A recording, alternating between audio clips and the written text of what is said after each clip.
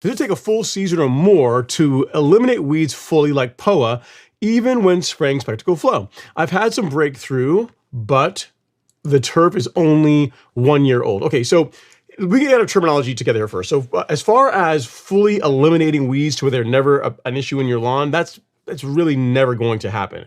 What you're going to find is you're going to get to the point where you're going to have very little breakthrough, very little weeds to control. For example, when I spray Spectacle on my lawn, I will have, maybe POA in like 4 or 5 areas over the entire lawn, over like, almost 12,000 square feet. And largely that is where my lawn borders the neighbors.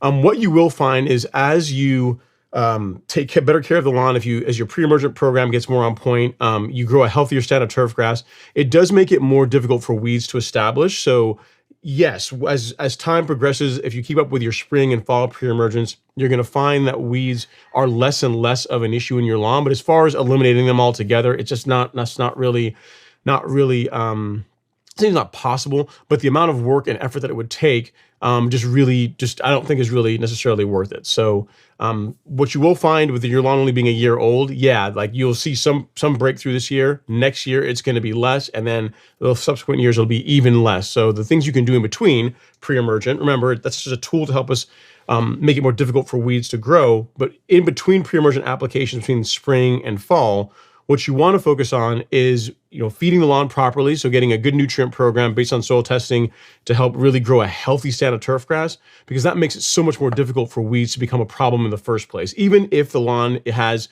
seed heads or, seeds that grow in or blown into the lawn, it's just so much more difficult for them to grow because you have this really, really thick and vibrant lawn that is just the dominant plant on your property, right? So that's really your goal.